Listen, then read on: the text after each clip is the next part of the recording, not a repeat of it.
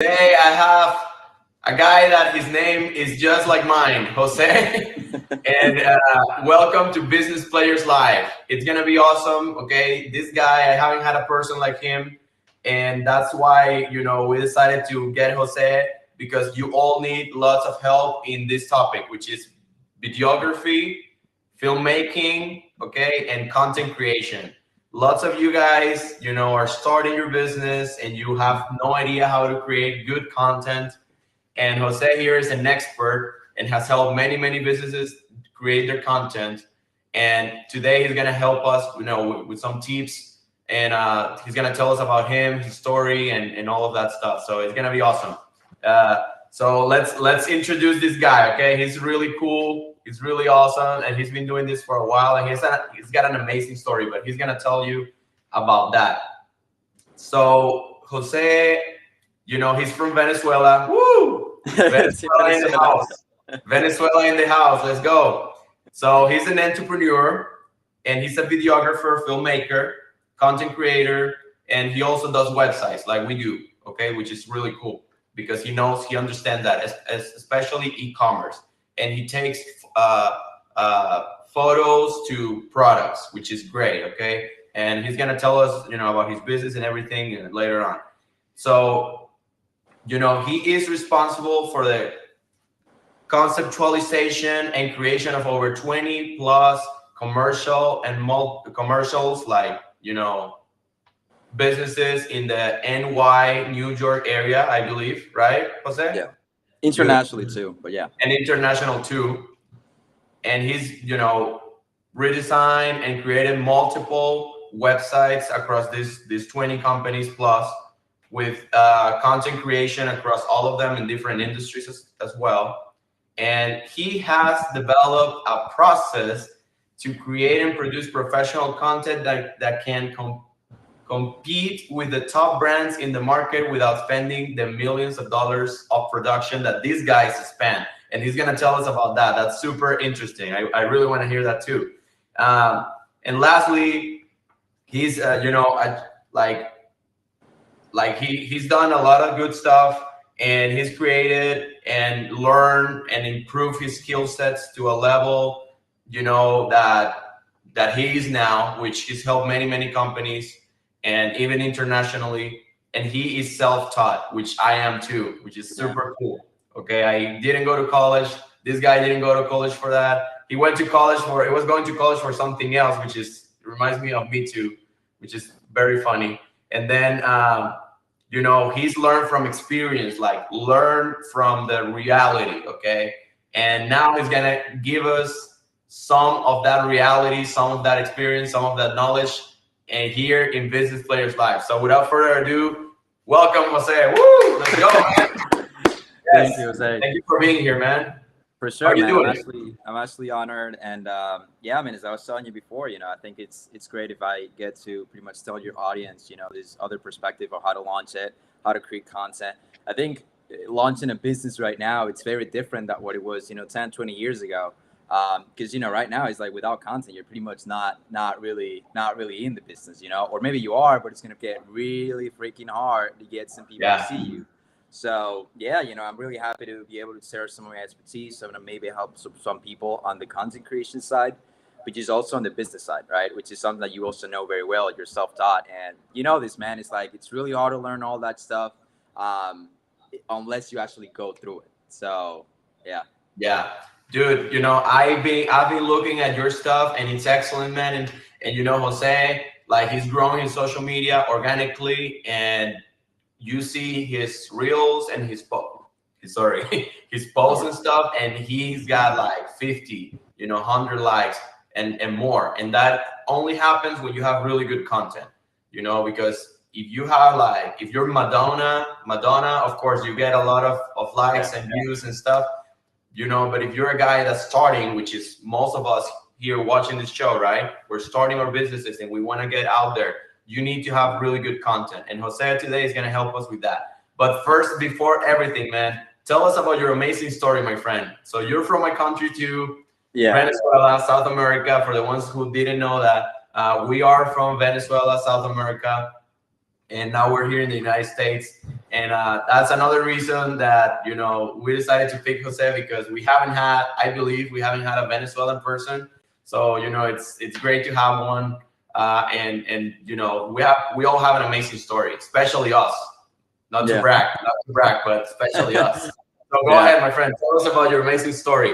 Awesome. Just before that, so my image seems to be stuck. Is it also stuck in your side? Or am I? No, you're good, man. Okay, no, you look good, man. Awesome. So you're sharp, man. All right, awesome. So yeah, man. Look, as I said, you know, I came here from Venezuela just like you did, and you know, as I told you before too, like I always really knew that I wanted to be an entrepreneur, and honestly, and this could be the way that it started for many of the people in the audience. I know that it started for many entrepreneurs. It all really started with watching motivational content. Like I remember when I was like 14, I would watch, you know, these videos for like the classical music, you know, that goes in the background and the guy's telling the story. And I would get to hear them talk about freedom, right? And the ability to just do whatever you wanted. And most specifically, you were able to do that if you were successful enough. And so for me, it's like, that's what I want. You know, I don't want to have limitations, and I wanted to push and do more.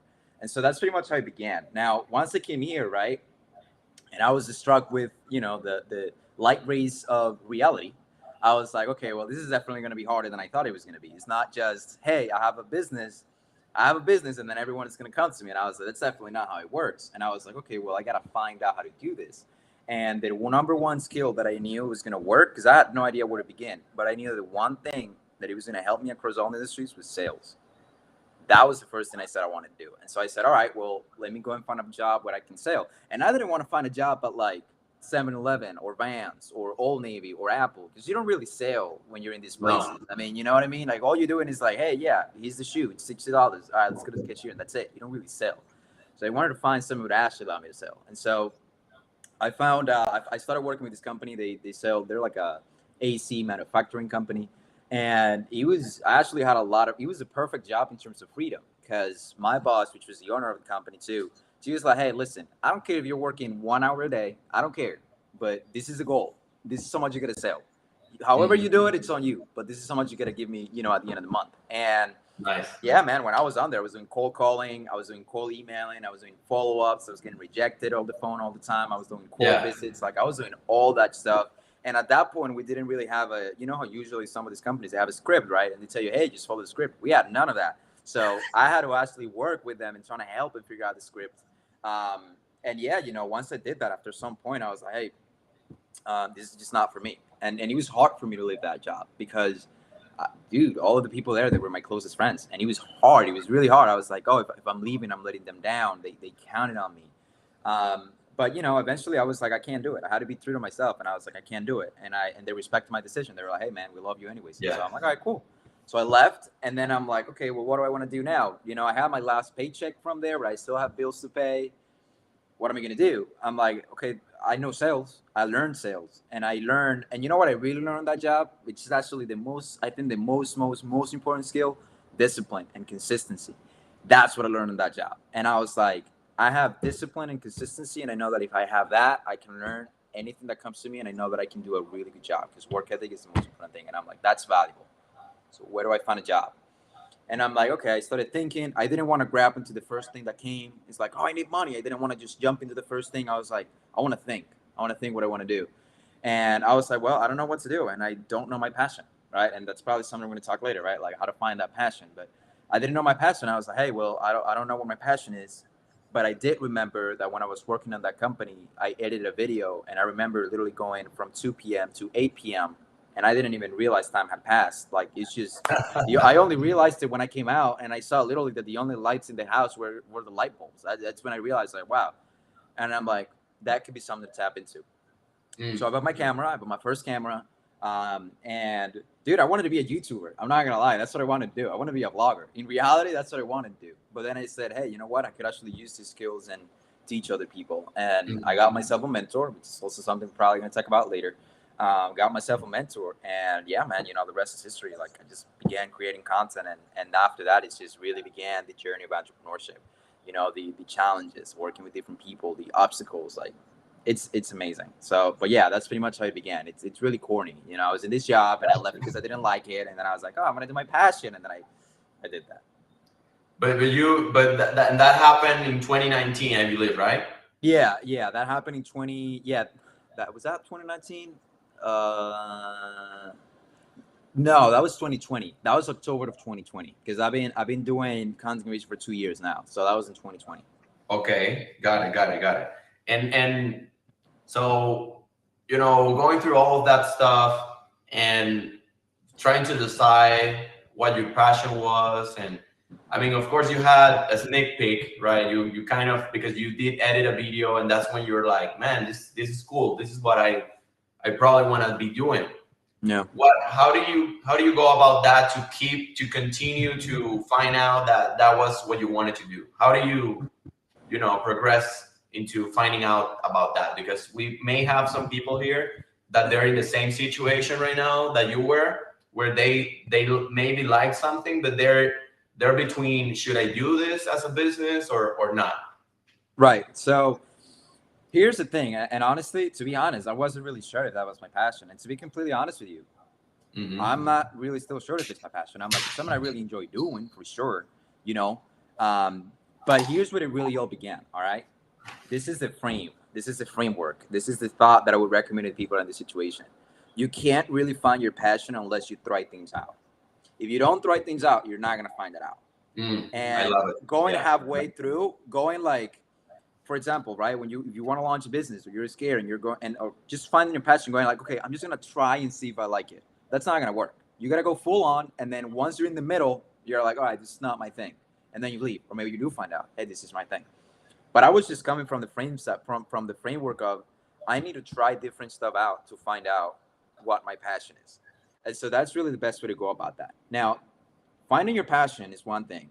Learning how to monetize it is another thing, right? Because that's what you mentioned. You're like, hey, some people are like, oh, I have a passion. I don't want to. Should I launch a business out of it or not? I think finding your passion goes about trying stuff out. Once you do that and you really enjoy it, if you start to get really good at that, monetizing is going to come naturally. Yeah. That's the other thing too. So that's definitely what I would say to people. Oh yeah, no, I'm with you, dude. I'm with you, and that's kind of what I did too. But guys, please leave in the comments if you're watching right now, and even if you come later to the video and you're watching it on YouTube or something like that. Leave in the comments. What's your passion? Have you already tapped into it? And if not, what is holding you back? Okay, because I really want to know, like, if this is a real problem, to see how we can help you guys to conquer your fears and go ahead and destroy those barriers. Because it really is something that we can help you with. Like, it's not, it's something we all went through to become entrepreneurs and business owners and still do this, right? And that was something that Jose just speaking about before we entered this interview with him. It was that sometimes you want to quit or it's hard, and that's when you relax a little bit. It's kind of similar to this. And so we were just talking like the hardest thing is to continue when you are doing a little bit better, because that's when you're like, shit, I'm tired, so I want to relax a little bit. I deserve it. He was saying like, yeah, people say I deserve it, so I should rest, or whatever. And maybe you do, but do you deserve? This is like my point of view. What do you deserve more? Do you deserve you to fulfill your dreams, or do you deserve to rest a little bit? Yeah. What do you think you deserve the most? And also, please leave that in the comments below. So, dude, that's awesome, and that's something that like happened to me as well, and I can totally relate to that. Many of the things that you're saying, like I was in sales too. First of all, going back a little bit, I was in sales too. Here's just people commenting here. So I was in sales too, man, and that was like super important, right? Like if you are gonna start a business, you gotta learn at least some sales, so that way you can. Because at the beginning, it's only you. You don't have any team. It's only you. You do everything, so it's real tough. So knowing about sales and how to close a deal and all those things, they're super useful. And of course, like something else, man, that you might find out a little later when you start like hiring a bunch of people in your team and everything, is that experience when you were building those scripts and those processes for this company that you work for and all the other companies that you work for. you're gonna find out that those skills are there, and you can use them to your own advantage in your own business. Yeah. So it's super powerful, man. And yeah, like passion, you like this is what I did. I was studying, and I want you to tell us about, because I read your bio, man, and I know there's more. So let's like, get more, as much as we can, because this is super important for a lot of people that are watching us, that they haven't jumped the bridge, right? They haven't took the chance and started their businesses, even though it's like one of their dreams. Or in my case, I was studying international business. Nothing, like, didn't have anything to do with web design. Now we have words, we're top 10 in Las Vegas. We had, like, man, I had no idea I was going to be doing this, but I was studying international business in Valencia, Venezuela. That's like the second largest city in the country, for the ones who don't know. And man, I was just studying that, and I didn't like think about any web design or anything. It was because I was also trying to, do this small business about getting clicks to some other like people's advertisements and stuff. And I wanted to teach people how to make money doing that. So I ended up asking a friend of mine who did websites, hey man, help me out, because I want to make a website. And that's where, I learned, because the guy, he didn't even want to teach me, man. And I'm because I'm like that, dude. Like, I'm really like, I bother people a lot. If I want something, I will do whatever it takes to get it. So I bothered this guy, and he helped me out to build a website, a basic website with Joomla back in the day. Like, it still exists, but like nobody uses it. It's like WordPress, but way more like outdated and stuff. So so anyways, I started doing this website with this guy. He didn't even want to teach me. And then I'm like, man, I like this. And while he was not teaching me, I was watching videos and learning. And that's how I kind of like what happened to you. That's how I kind of knew that this was something for me, because even though like I had all this, like the guy didn't want to teach me, I looked at the stuff for myself, and I couldn't stop, right? Like, you can't stop. Like you said, like I started at 2 a.m. or something, and I went to 8 a.m. just doing it, and I didn't even notice. And that would happen to me as well with web design at the beginning, and then I'm like, man, I can't do this. I can't do it. And then I started taking my first paid job was $15, which back in, I don't even remember, that was like 2013 or 2014 or something. That was in Venezuela. $15 was some money. It was just some money. I'm like, dude, I bought like glasses for my girlfriend, which now is my wife, and a bunch of stuff, man, for her. And I dated you went out on a date with her and everything, and paid everything, and gave like $15, like a really good tip. And the guys that are watching this, and you're in the United States of America, man, you guys have no idea. Like, it's it's crazy. Like, out there, things are nuts. Like, with $20, you can do some stuff, some damage. But anyway, so that's what happened. And dude, then I started doing websites for companies here from Venezuela.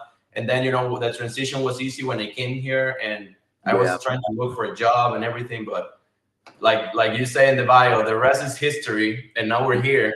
But tell me, my friend, or tell our audience, why is content creation and videography and all the things that you do important? Why are they so important for businesses? So it's actually a concept. I'm going to make this very concise and simple.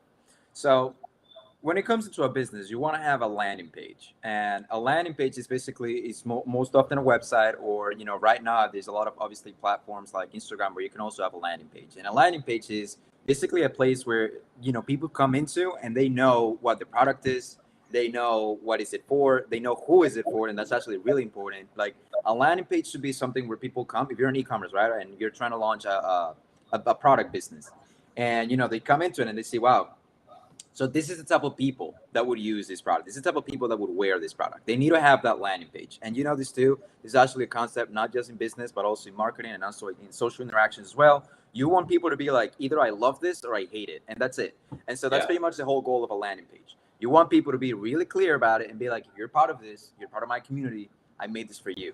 You're going to love it. So that's on one side. On the second side, now that you have that landing page, then you need some way to actually bring people into the landing page, right? You know, to start to build that traffic. So the way that you build a landing page is with photos. Because as I said, once you have photos, and this is where target audience is really important. And this is, you know, I normally, because you mentioned before, right, that I do website design. I don't do website design. I don't build websites, but I give the content for companies so they can use it. Okay, my bad. Yeah, no worry. I'm just saying it like just to correct that, right? So basically, when we make those photos, right, there has to be, the target audience has to be really clear. So who are these photos being made for? And then when you make those photos, you want to be thinking, okay, what are moments that this target audience does? What are places that these people are at? What are experiences? What are activities that these people do? And you want to be capturing those activities and those locations and capturing in photo. Once you have that, let's say that you have, 5 activities in 5 different locations and you have 3 photos of each. Once you grab that, you're able to post this stuff in your website. You're able to post this stuff in your Instagram. And whoever sees that, they're going to know immediately what the product is, who is it for, and the type of person that's going to wear it. So that's the importance of photos. Photos on one side, it just helps to build the actual community, the actual lifestyle. Because here's the other thing too. It doesn't matter. And this is actually really important too. And it's a good concept. And it's actually really beneficial. It doesn't matter how good your product is. If you're not able to sell a lifestyle, you won't probably grow as much. So that's pretty much how it goes. Once you have a product, let's say it's a shirt, let's say it's a shoe, let's say it's a watch, right? The quality is going to be good. But guess what? Any other people can find a manufacturer with the same quality. So the quality is going to be the same. Now, if you have a product that has the same quality and it has the same price, then what's the difference between me buying this one and buying that one? How do I choose? What are the values that these two companies stand for? That's what you choose. And so when you're trying to launch that business with the photos, you don't want to just communicate the product. You want to communicate the lifestyle. And that's what's actually going to help you to grow so much faster. Because at that point, you're not selling just a shirt or just a food. You're actually selling a community. And therefore, anyone who is in that community, they're like, oh, this is a product for me. All you got to do as a business owner is connect with them. And how do you do that? Boom, videos. That's how you do that. So with the videos, it's actually what allows you to connect with these people. And the thing about photos is, and this is actually what I said in one of the recent videos that I did, a photo captures a moment of the story. The video tells the story. So once you have all these photos into it, and they're able to say, hey, this is the type of person, the target audience, the activities that we do. This is a video that you actually you run as an ad, for example, right? If you run an advertising campaign. And again, it should be really focused on your target audience. It should be on the locations. They should be dressed like these people. And then once they're able to see it, these people are going to be like, oh, wait, this is for me. This looks like me. What is it for? Is this a new brand? Let me check this out. Boom. They click on it. They go into the page. Wow, I just discovered the new brand. They're just like me. Let me see what else do they have. And then they actually go into it.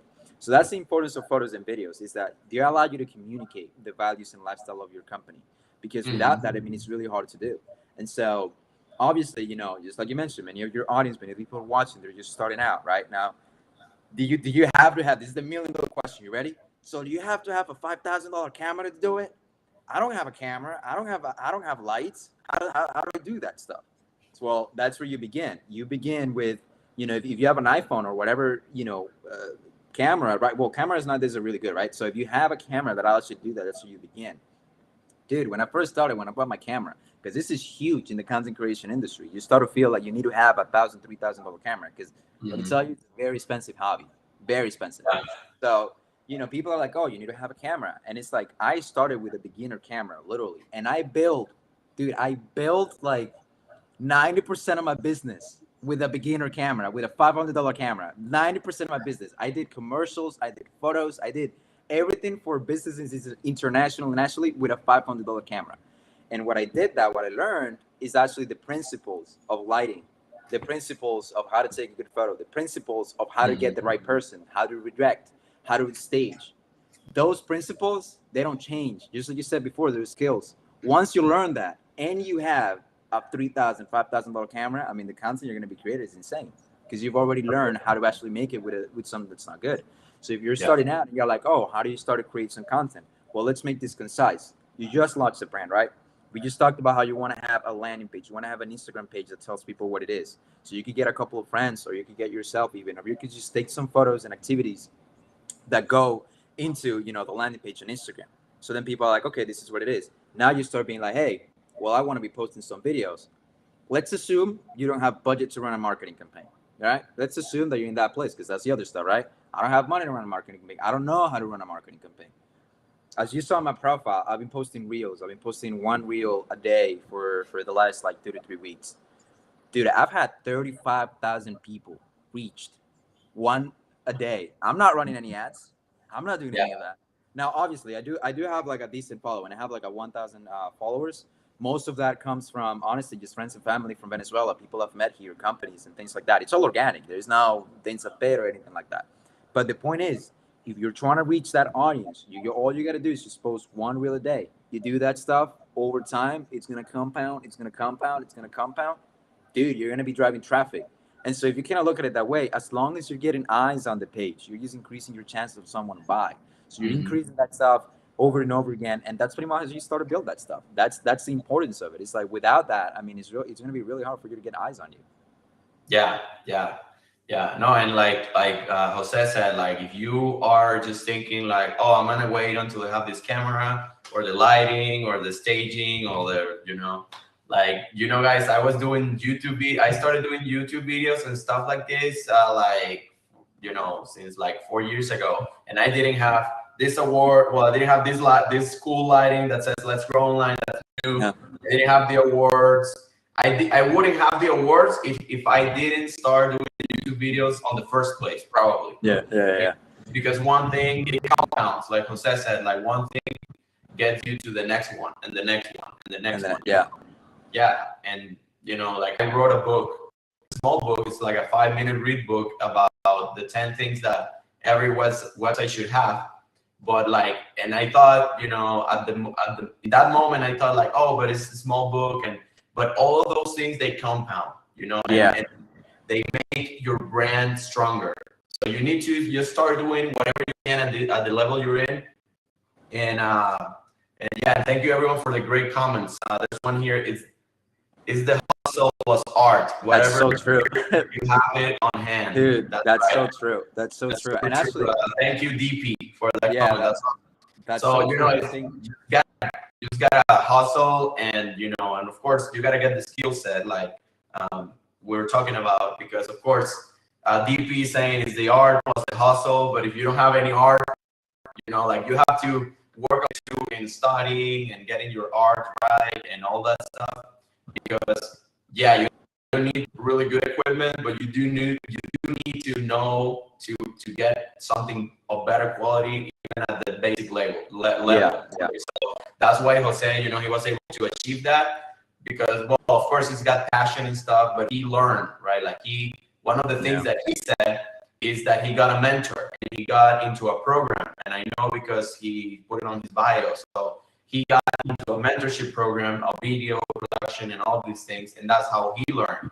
So he, you know, of course he learned more from experience, but you have a fundamental, you know, structure of how you're gonna do things from now on, etc. So he had that.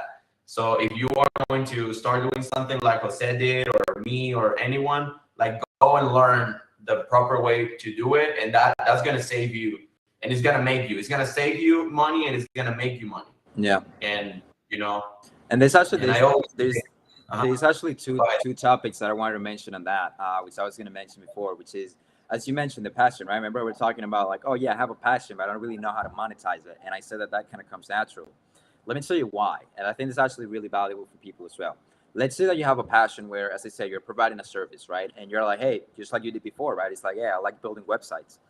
And you were saying like, oh, I'm actually seeing videos of how to do this thing, right? When you're doing that, what happens is you start to get good. You naturally start to get good, and you just do it. You're like, okay, I'm learning how to do this. I'm learning how to do. You start to build good stuff. So then suddenly you hear someone coming like, oh yeah, I work with a company that did my website, and you're interested. You're like, oh yeah, really? Let me see it. And you look at it, it looks like crap, and you're like, and you know it looks like crap. And so and you know that, right? And so you might be like, hey man, like if you're not cool, like I do website design. There's so many things you could be doing better. Blah blah blah. This is how I know this. you're not looking to sell this person. You're Mm-hmm. simply looking to improve what they're doing. And that's what I mean by it comes naturally, right? Like most people is like, oh, I don't want to sell. Sell is bad. Sell is bad. Selling is bad. I don't want to be the annoying salesman. I don't want to be any of that. Well, what happens is when you get good at your passion, it comes naturally. You literally see other people and you're like, dude, I want to help. This looks like crap. And you don't know because you don't know the industry. So you don't know it looks like crap. So you might think it's good. And so that's the other thing that comes into that topic. Now, the other thing that I was also going to mention, which is what you were saying as well. So actually, for there's actually two things about this. So number one, for the mentorship that I got, it was mostly business. Interestingly enough, it wasn't that much as much as content creation, because most of the actual content creation I'm learning on my own. And this is the other stuff too that I think it's also a very, and I'm sure that you had this, because if you didn't have this, you wouldn't be where you are right now, which is you gotta have really high standards for the quality of your work. If you do that, then you're actually going to be able to learn, and you're going to be able to make art. It doesn't matter what you have available to you, because you know what's good, you know what's excellent, you know what's the top thing. If you know that, and you know that you don't have the money to get to there, that doesn't stop you from trying to get there with the resources you have. And this is such an important mentality as well. But I think that's the second thing. That's how I actually learned content creation, and that's why I said that I was proud of it, that I was self-taught, because for me it was like, dude, I just had really high standards, and I didn't care if I didn't have, a $5,000 camera. I didn't care any of that. I just really want to create content that would stop with whatever I had. And so over time you learn how to create that top content, right? And then the last thing that I was going to mention as well too, which is, and this is also a very important topic too, which is what is valuable content, right? Because we hear this all the time. Oh, just make valuable content. If you make valuable content, people are going to see it. Well, what is valuable content? And what valuable content is when you provide content that is actually going to help other people achieve their goals. That's what valuable content is. It's not something that is just trendy, where it's like, oh, let me just make something that is trendy or not. It's like when this piece of content, somebody else sees it and they're able to make something out of it. That's what valuable content is. If you do that consistently, then you're going to be able to get some people looking at you. Then you're going to be able to get some people taking you seriously and actually listening to you. So if you're also thinking about, growing that brand, let's just assume if it's a service brand, it's even better. Because if it's a service company, then you have the expertise, which means you know a whole bunch of things. You know it all. No. Yeah, and just like your book, right? Just like you mentioned, 10 things. Listen, if you're able to grab 10 things to make a website better and put it in such a concise thing of 5 minutes, you know your stuff. You know it so much that you're able to simplify this whole thing into this small little thing. And so again, that content, when you tell that to other people and they're able to accomplish these goals, that's what valuable content is. Now, if you're a product company, right? Because you don't have any knowledge, you're like, okay, yeah, I'm selling a shirt, right? Well, what is valuable content? Well, valuable content comes into actually making your company a community for the people that follow your lifestyle. So you make those activities, you make those videos, you make those photos about the people that are in your community. And that's, again, valuable content. We're all looking for places and things that represent us. And so when you're wearing a small, and this is also true, by the way, if you're wearing a shirt from a small company, if you're wearing a watch from a small company, if you're wearing a hoodie or a pair of shoes or whatever that are made from a company that is not top, it's going to hold a story to you, because nobody else is going to know what it is, but you will. And why do you buy it? Because it's part of your community. And that's why you're wearing that. That's why you're proudly wearing that. And it means something to you. So that's your goal as a company. Make that content. Make your company a community. Yeah, no, man, I love that. You see why I brought Jose here? So he can illustrate us with all of this amazing knowledge. So, it's two things. Like Jose, what Jose is saying is one of the things is the experience. Like, people don't buy just because, you're top. Yeah. If you are just thinking that they will buy because you're top, you're not gonna, how can you compete, right? And I always ask this to my customers: why would people buy from you and not from Amazon?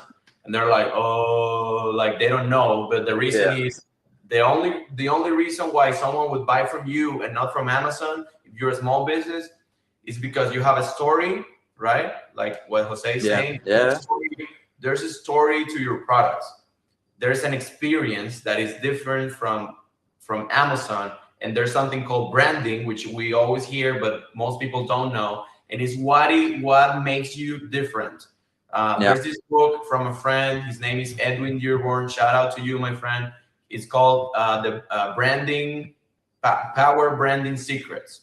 So it's how do you create a power brand, like a brand that people they love and that relates to them, and that they will like to buy and buy and buy. So and he gets like all these quotes and all this. He did all this research about what marketers have thought about branding over the years, and the conclusion to the definition of branding for all these marketers is what makes you unique or what makes you different. So if you don't have any differentiator or something that is just unique about your brand, and you're not selling that, you are just another brand, and you will not be able to compete against Amazon or Gucci or none of these guys. Okay, there's no way, because you are not using your branding. You're not using the story that you have behind. Right, Jose has a story, I have a story, we all have a story, and you're probably not using it and not capitalizing this story. And if you don't do that, what's going to happen is that people will compare pricing with you. Like they will say, oh, Jose, it's $500 for a video, and these guys, they're $400.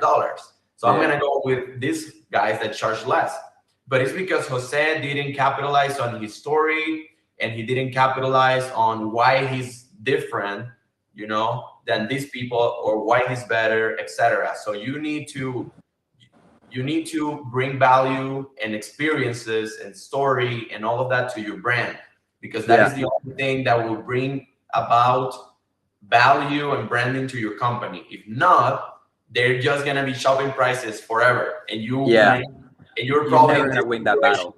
You're never gonna win that battle. Can't win. You can't win against Walmart, Best Buy, all these guys. It's impossible, right? Like you can't. Just keeping it real. So what do you have to do? You have to come up with, a different pitch. You have to come up with something that really relates to these people, which is something I got to go back a little bit in our conversation. Jose started talking about targeting, like who is your target? We didn't tap into that, but I think that's very important now that we're talking about this, because in marketing, and like Jose, for example, who is the target that you're trying to help with your reels? Tell us. It's just mostly e-commerce labels. So product businesses that have an online store and they use their website as their main selling point. Now, one thing that I do actually that you touched on is I very specifically work with brands that are looking to communicate a lifestyle. If they're just looking to communicate, oh yeah, I have a product and it's nice, it's probably not going to work, because there's just so much information missing. There's no target audience, there is no values, there is no activities, there is no any of that. So I very specifically work with companies that have a lifestyle, and they're like, I want to connect.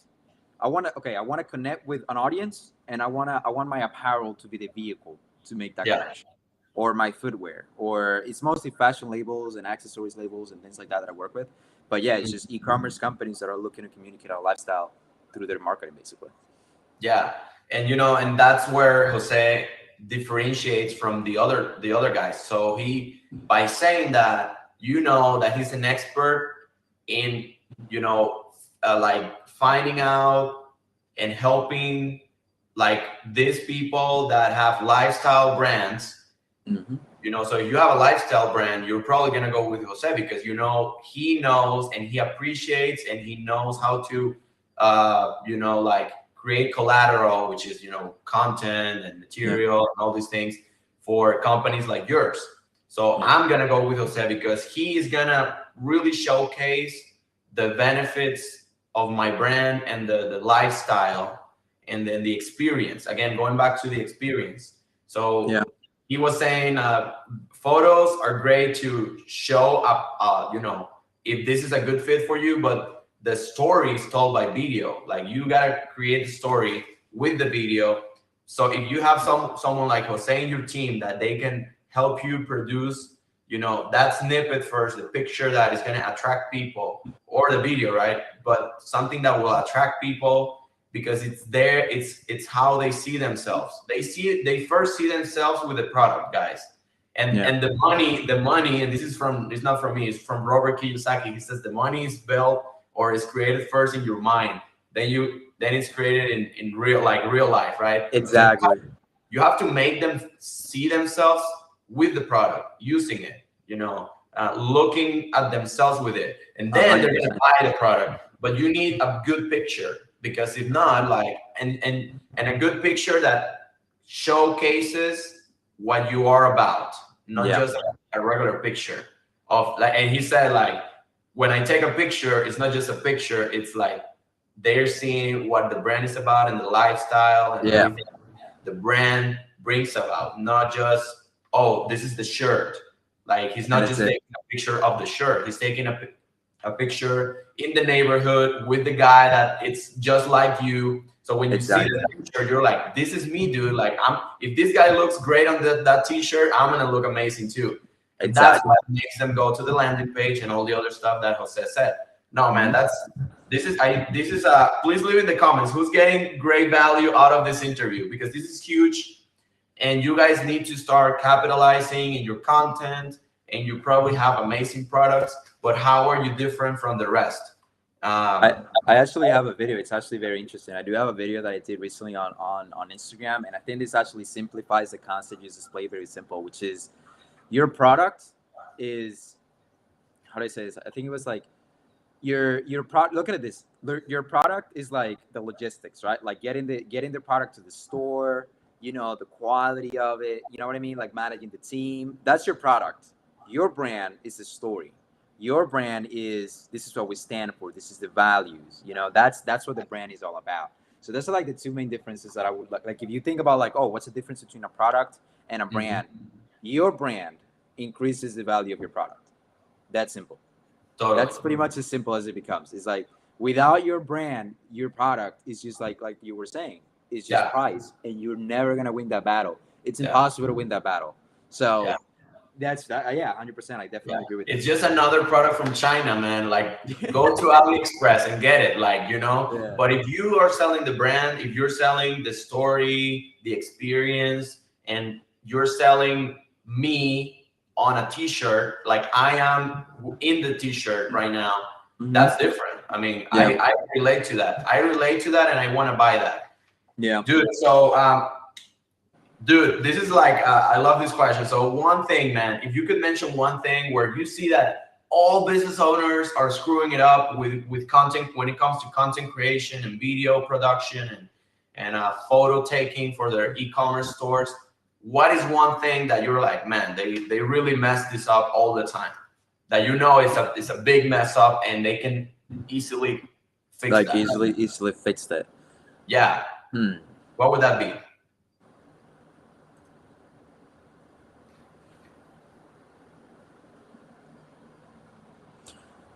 I would say is communicating. You know how many businesses have an about us section where they kind of say what the brand stands for and everything? I would say communicating that into a 10 to 20 second commercial. That's one thing they miss all the time. Now, this may sound like it's just like, oh, well, isn't just that what a video is? Isn't that what a video advertising is all the time? It's not, because most of the time when you see some of these ads, you see, let's just say it's a shirt, for example, right? You see these guys literally just posting around in the shirt and just going like that, you know, and that's it. Or just like fits in and then some titles, right, that said cotton, fabric, and whatever, and that's what you see all the time.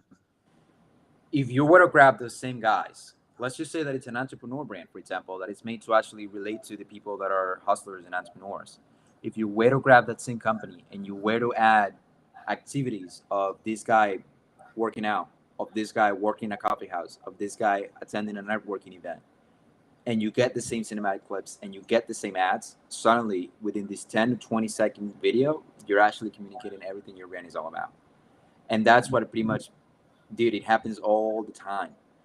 Even the bigger companies, they start to make some video ads and they start to make this video content, and the video content is just not really the same to the target audience that they're going for, or it's just very vague, or it's just like one or two, it's just an idea. That's what the video is all about. It's an idea. It's not a very specific, hey, this is our community, this is the activities they do, let's get some people that do this thing, so that if anyone sees this video, they're able to know exactly who we're for and exactly what we are.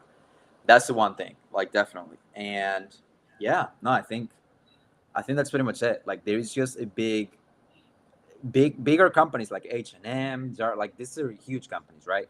But when we talk about medium to big companies, they don't do a really good job on their video content when it comes to relating their target audience. That's one thing they don't do.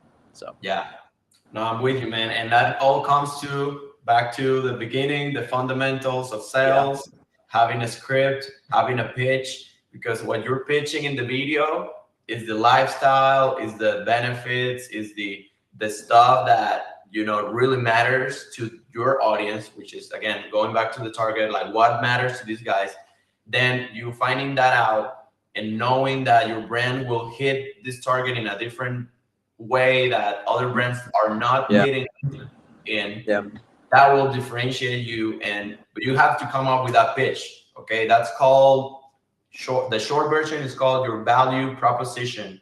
You have to come up with that. Like if you don't have it for your company, man, you need to start doing that immediately. Anyone watching this, DP, Janet, Bastardo, Limpo Fast, Florida, Del Carmen, you guys start working on your pitch, start working on your value proposition message, and that is what you should have on your Instagram page and all of these things, so people understand what is it that you really do.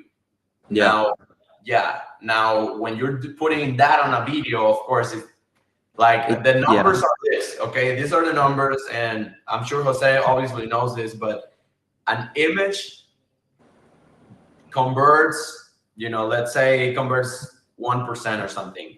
A video converts 8 times what an image converts. So if you get a video, it's insane. Yeah, it's insane. So that's why all of our videos, all of our websites, we put a video when possible on the background of the homepage, because it's super important. And you tell the story, and they have to consume it whether or not they want to, which is what you want, because you don't want people to. Nowadays, people don't want to do shit.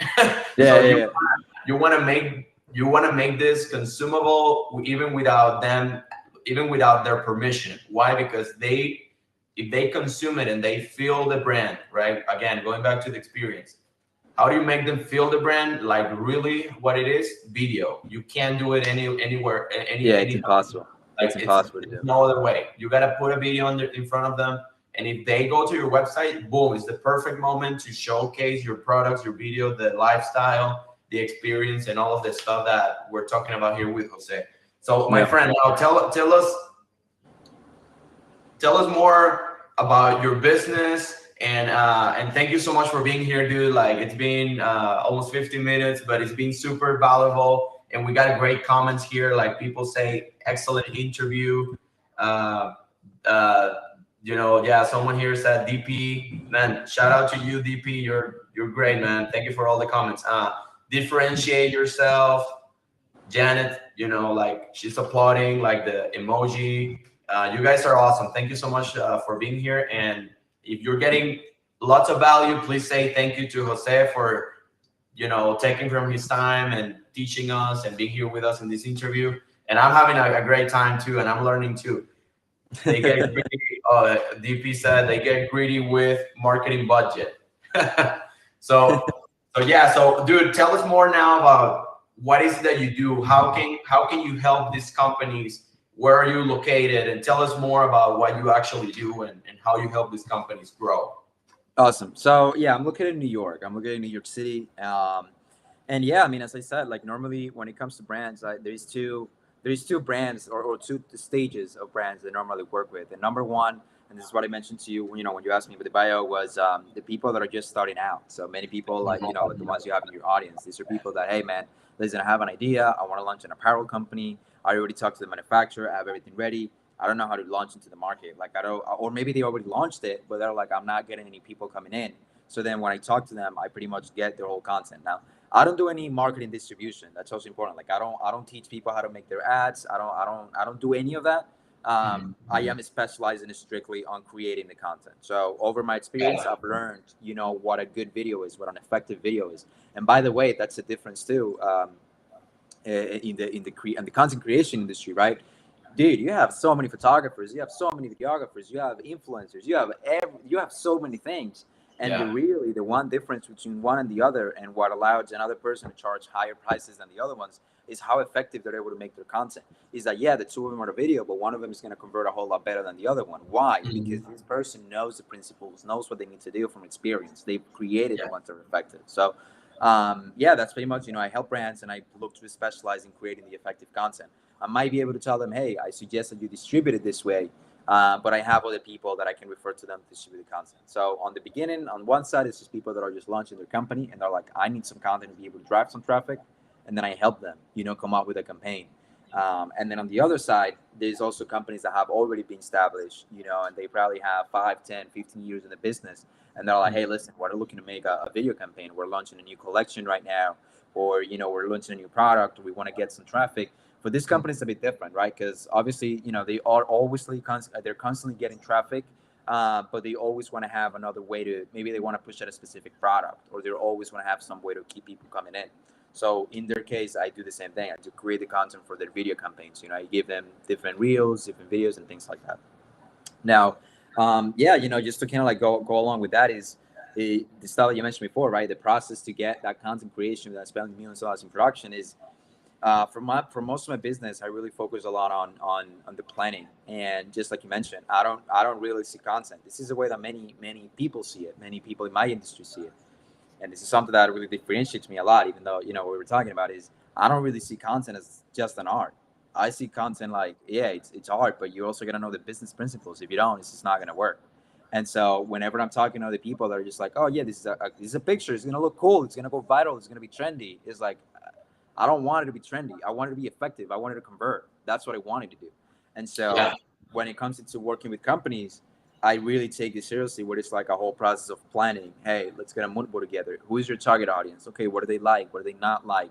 How do they dress? How do they, all these different things. We put mood board together and make all the planning. By the time we get to production, I mean, we all know what the content is going to look like. We all know, how many photos, so many videos. We know the price. We know how it's going to. We know everything. Like there is no. Okay, I'm trusting you, and I'm going to hope that it's going to look good. No, like exactly what it's going to look like. And again, another reason for that is experience, and just learning how to like work with people. And so, yeah, man. In terms of my business, like as I said, these are the two typical people and businesses that I work with.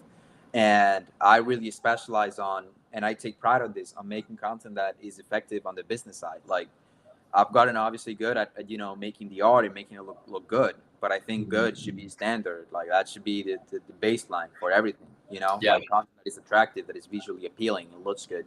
But, visually appealing and effective, that's like another stuff, and that's what you want. You don't want something that is just a gamble. And so, that's the business, that's the people that I work with. And so you're pretty much saying, Jose, that you do strategize, you do plan, and you do like, have some input first, some feedback with the customer, and make sure that this is where they think the thing should be going to, and you explain to them and really like do some research and understand the brand and all these things before you just go and take a video, right? Of course, it's going to be, like you said, it's going to be great quality video, but is it really what the brand needs, right? No, I don't do like, dude, none of my content is generic. Like I don't do packages either. It's not like, oh, this is the same package for everyone. Not at all. Because you have every company, first of all, is a different industry. Second of all, they have different needs. What if, for example, they already have a great Instagram feed and they just need a way to bring people into there? They would make a video to bring people into there. But what if they're already getting traffic from word of mouth and they're just not converting? Then we gotta get content to convert. So it's a lot, as I told you. So I pretty much like diagnose them first. I hear from them, hey, okay, and they tell me, hey, Jose, like this is my vision. This is what I want to take the brand. This is stuff that's going on, and I'm like, all right, Jose. So this is what the content is going to look like. This is what I think is going to be best for you, and here is why. Do you agree with me or not? And they're like, hey, yes, I think I have that.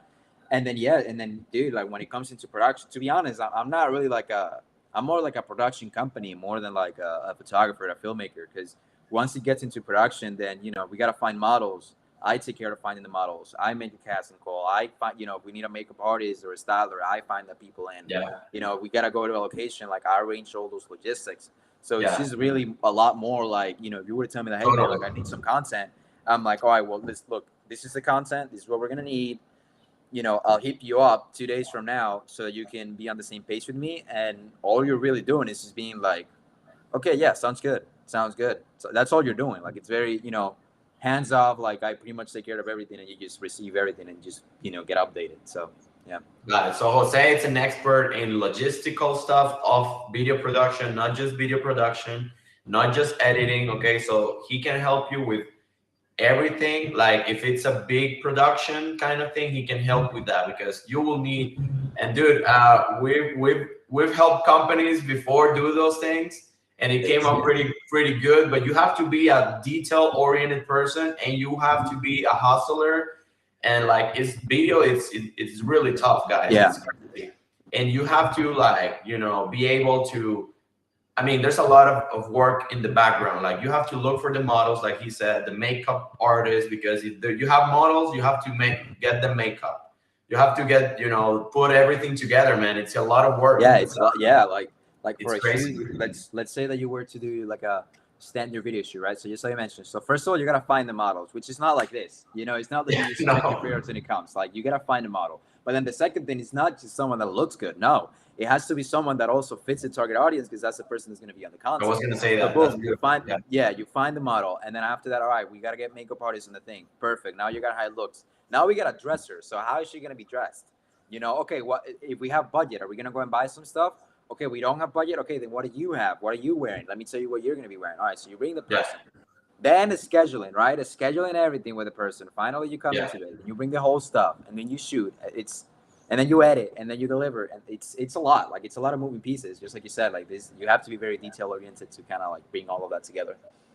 Yeah, no, it's a lot, man. And like that's where everything comes into place. Like you guys know about these things. Do you want to do it yourself, or and if the questions are the answers for the questions are no, no, no, no, get Jose to help you out because he's the expert. And like you can go and he's gonna tell us other places you can go to find him out. But I put in the description below his website so you guys can learn more about his work, more about how he can help you grow your company with video and photograph for your e-commerce website and all that stuff. And he's an artist and he's great, and you gotta check his work out. Okay, please do if you're interested in doing business with Jose. He's in New York, but I'm sure he can go to New Jersey and other areas to help you out. And he works, like he said, small, just starting, or medium or big companies. It doesn't matter, and the guy knows. Okay, so hit him up. Where else can we find you, Jose? On Instagram. So yeah, no, you can find me. You can find me on the website, which as you said you're going to be putting down below. And then you can also find me in my Instagram, which is at Jose Betancourt, BETANCOURT SAHA, and that's pretty much my Instagram. Now, on my Instagram, yeah, I do post a lot of content, like everything we're talking about. So I've been posting a lot of reels with all of these concepts, all of these theories, that are pretty much in short form content. Like it's literally 0 to 30-second videos where you get to hear about, how that works, where you get to hear about, okay, what are you thinking when you're creating an ad? What should you think when you create an ad? What are the things you need to be getting? Oh, you're gonna make a video. All right, there's different type of videos. There's an advertising video, there's a real video, there's a campaign video, like all these different things that go into this. So it also gives a lot of valuable knowledge and concepts about the content creation. So, and then, like if you want to book a call with me, I mean, as I said to you earlier, I normally do a diagnosis of the company. Like I'm going to make sure that, we look at where your company's at the moment, and then we make a craft, a budget, and a proposal that it's according to that. And one thing that I want to mention also, Jose, but I think it's going to help a lot of people watching this is in the process of starting, you may feel like there's a lot of going on that you don't know. And that's where mentoring comes in, right? Like finding a mentor and these courses. And I remember, dude, when I first went into my first mentor, I was like, I don't know, there's 100 people in this thing. I don't know if it's going to work out for me. I know how this goes. They're just going to give me a course and everybody sees this thing. Like it's probably not going to work, blah, blah, blah. Right. Yeah. Well, I think for anyone that's starting out and you do know some courses and you do know a mentor that you could go to, 100% do it. Because here's the thing. Nobody, once you know the power of a mentor, you're going to feel stupid for not doing that before. You're going to be like, why did I try to figure this out on my own when I could just find somebody to teach me how to do it? So that's on one side. And then the other thing is, if it's a mentor and they're asking you, I don't know, like 1.5 grand or, $2 grand or 800, and you're like, wow, there's a lot of money. I don't know if it's worth it. Well, that's a good moment where you should actually look at that as a business owner, right? Business owners will look at things in terms of investment. And just know that if you be dropping 1.5 grand or 2 grand into a mentor, that's going to be an investment that during the time of the mentorship, you want to make money, which is why you're paying this Yeah. person. So I think that's also another thing to say. You know, because you talked about this, right? Like we know this, like business owners, entrepreneurs, when they're bigger, they don't try to figure things out on themselves. They just go like, I just want to find a guy that does this perfectly. I'm not gonna try and do this thing, right? Yeah. And so if you like, and you have that when you're a brand, and it's like, oh, I need a person that's going to be doing my website. Oh, you go to Jose, right? You go to your companies, like especially in Las Vegas. Like, dude, they've made hundreds of them. They've won awards. Why would I even try and do it myself when I'm going to spend hours and it's never going to be as good as that? Like, why would I try and do that? Totally. Just go with them. Oh, content creation, finding the models. I don't know any of that. Then you go and find somebody else. That's the way that business owners think. So if you're starting out and you're being like, oh, I know courses, I know a mentor, but you're not sure if it's worth the money, don't look at it like you're spending money. Look at it like you're investing money, because the whole point of getting a mentor is not that you can feel good about yourself, it's so that you can get a return investment. The same way that you would invest in stocks and be like, oh, I'm going to invest when it's down, so then it's going to come up and I get $5 for every $1 that I put in. Look at it the same way about a mentor and actually investing in working with other people. You know, when you have these people, that's their expertise. You hire them or you work with them so you can get a return investment that, you know, if it's a good decision, it's going to be higher than whatever you invested. So that's one point that I also wanted to mention that I think could help a lot of people. Oh yeah, totally, man. And you know, we had a business coach, I believe like a really successful business coach. She's helped like 6,000 entrepreneurs. Wow. For 30, 20 years, something like that, man. And that was Terry Levine. Go and watch that video if you haven't. It's amazing. Man, like the value of a coach, mentor, someone that is going to be there to help you that has already done it is priceless. And I did take 3 years to take the leap and get a coach, a business coach. And I was just telling Terry, like, shit, I wish, you know, like, I mean, I love my coach, but, you know, like, she's really good too. So I just told her, like, wow, you know, you're on spot. Like, if I could go back in time and get a coach, if I didn't know my coaches, I would have done it with you. Yeah. And one question that I pulled out there was because a lot of people don't know that, right? Because they think if I can read books or I can get information online, why would I get a coach? The reason is because the information that you will get in a book, you know, like this one, for example, I got a bunch of business books, guys, and I read a lot, even though I have a coach now. So this book, for example, it teaches you how to scale your company. You know, and this other one, it's kind of similar, but it's, you know, how do you become free of, you know, your business and with money and everything. So what really happens when you're reading and getting, you know, lots of knowledge, even online and stuff, it's that you can get overwhelmed and you don't really know when is the best time to apply this knowledge. And even though it could say it in the book, you know, it could say in the book that is the best moment, but we're all different. You know, business owners, as businesses, the economy is different. You know, maybe when the book was written was 20 years ago.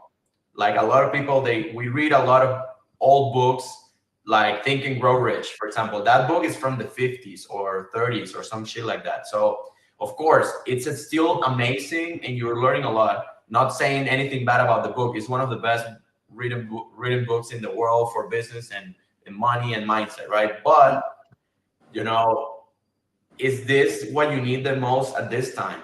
Is it more mindset? Like, have you been reading a lot about the mindset? You probably already know enough about mindset to jump and do your thing, or you know, do something that will really bring value to your company. But you're still there reading about mindset because you still think that you need more about mindset.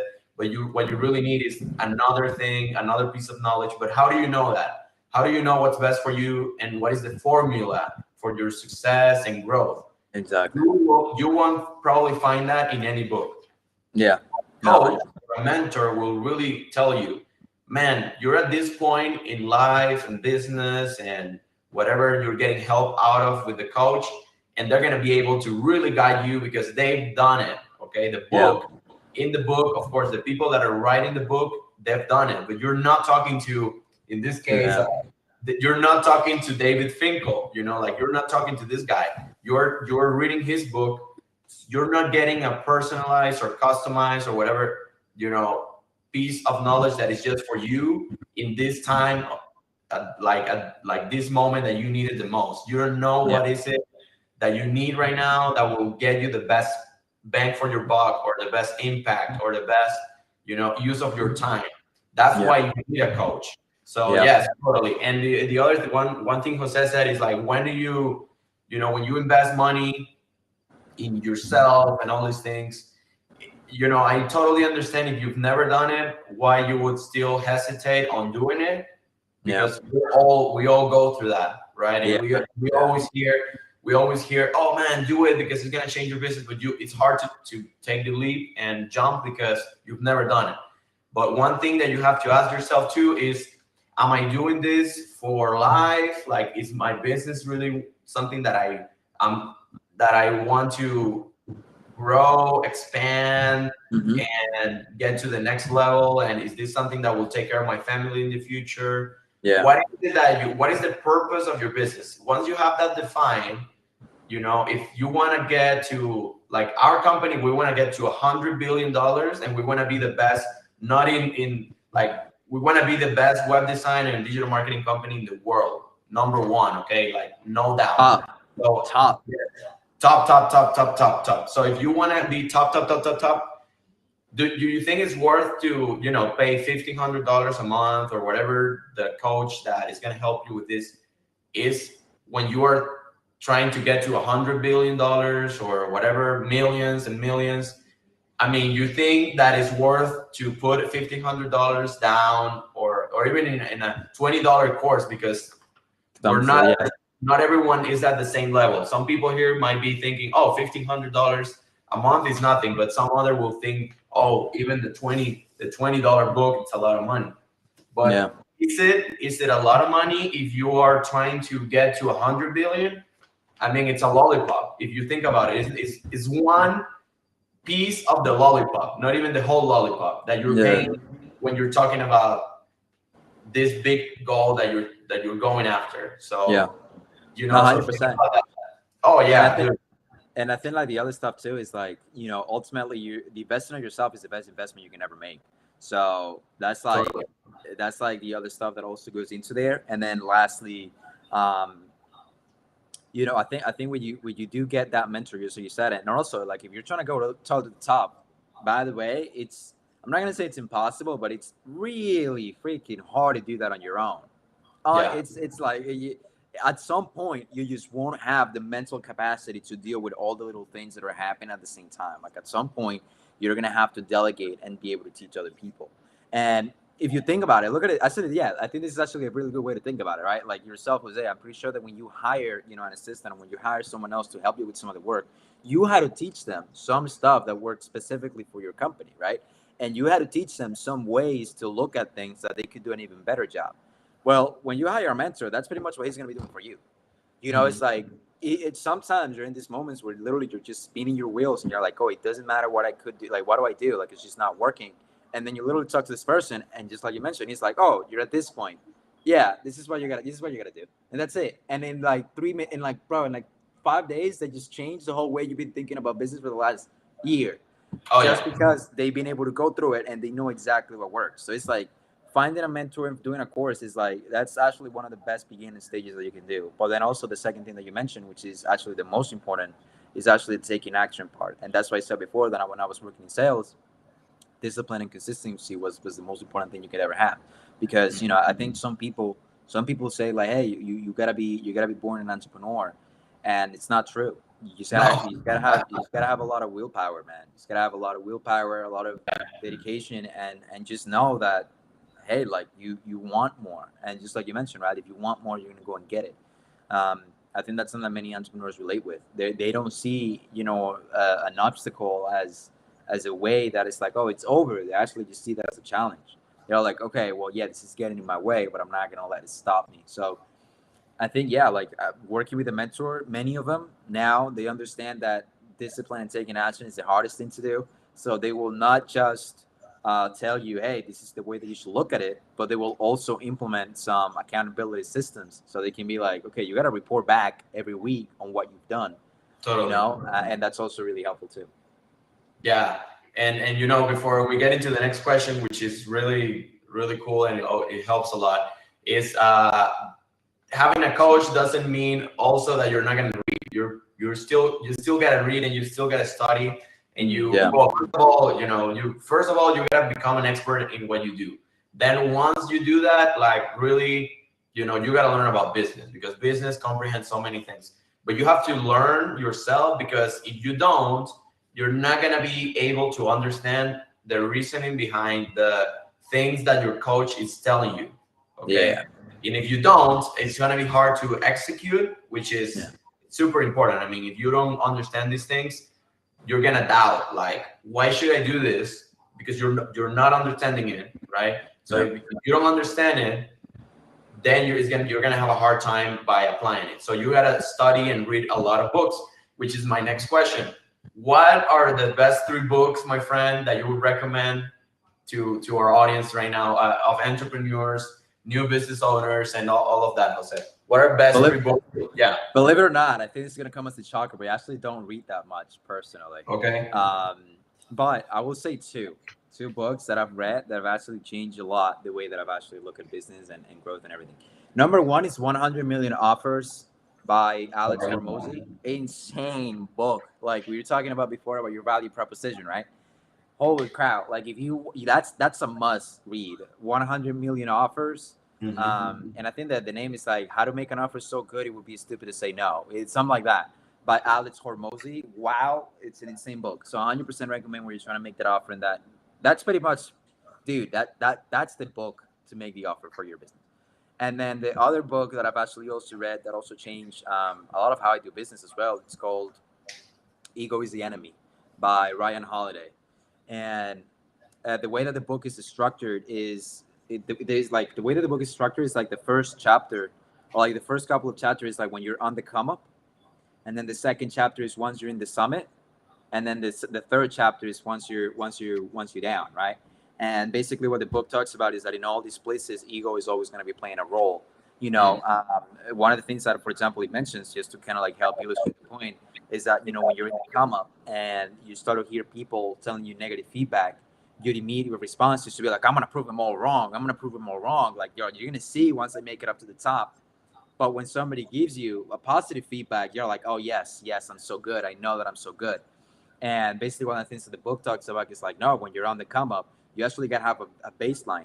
You got to be cautious of the people that are telling you that you're doing something wrong, and you got to be cautious of the people that are telling you that are doing something good, because you can't let your ego you can't let your ego distract you from doing the things that you know you should be doing. And obviously stop thinking that, oh, just because it's going well, it's everything that's going to go well. It's like, no, you got to understand. And then, so it's a really interesting book. And then on the second thing, like once you're on the come up, like once you're on the top, it talks about how, once you're there, like you tend to get delusional by power, and you tend to get like, oh, I've accomplished everything. I'm going to be on the top. Yeah. Like I'm the best person ever. I've done what nobody else has been able to do. And, it's all thanks to me. I was the one that put the power to get here. And, that's also something that when you keep your head that high, it's like it's able to take you down, because the things that you did to get you there are not the same that, are going to bring you to the next level. So I think ego is the enemy. It's like, it's a self-development book, but dude, like he just taught me how to control and understand at one point it's like, oh, is the ego speaking? And most importantly, it's like, so you'll be able to create that baseline between, oh, like not get emotional between like, oh, negative feedback, good feedback, and things like that, which is an insane book. So definitely recommend that one as well. Oh man, that's the first time I hear that one. So that's great. We all have something different. That's why, and that's Jose's branding, right? And that's exactly what the last thing he said is exactly what we were talking about before we started the call. Like people get to a certain level and then they're like, oh, I got here. So, and then you stop doing the shit that got you there. Okay. Yeah, exactly. You stop doing the shit, like hear this out. You start doing the shit that got you there. So if you stop doing what got you there, what do you think is going to happen? Like, I mean, it's logical, right? Yeah. But dude, like now, this is the last question, Jose. Thank you so much for being with us, man. It's been awesome. I've had a great time with this interview. Please, everyone say thank you to Jose in the comments for having the time to spend with us and teaching us all of this and sharing his knowledge and everything. It's been super awesome. And I think it's something that we had to cover in this show because it hasn't been covered until now. So, dude, the last question, my friend, is if you could only mention three things, what would be the best tips that you would give to a new entrepreneur about, business and what you do? Business and everything. Is it related to content creation specifically or business in general? Man, you can mix it up. That's fine. Okay. Yeah. Number one is actually a mindset thing, and that is that to look at business and everything you do, whether you're starting out or not, to look at it like it doesn't matter if you fail or if you get rejected, you're still winning. Everything is a numbers game, and that's only the first thing. Is like everything is a numbers game. It's like you can only take I actually saw this in a video that's going to change the way that you look at rejections and you see the way that you look at no's. Is if I tell you that you're only 25 no's away from finding your highest paid client, how excited would you be to get your first no? Right? That's also true. So number one is, when you get rejected, when you things are not going your way, don't look at that way like, it's over. But it's just more like, okay, well, I learned this thing, and the same goes on the passion, right? Like if it's not what it is you think, then you go into the next one. So that's one thing. The second thing is, it really is the journey that makes entrepreneurship worth it. And that's because it's not freaking easy. And you're going to be anxious so freaking much. And you're going to be worried about bills. And you're going to be worried about, how do I make this happen? And you're going to have a project that you're not sure if you're going to be able to fulfill. And you're going to be like, how am I going to do this? And you're going to go through so many things that are personal, that are going to test you. And that's what makes entrepreneurship a worthwhile journey, is that at the end of it, well, honestly, I don't really think there's an end of it, right? But like, as you go through it, you not just grow a business, you actually become an entirely different person.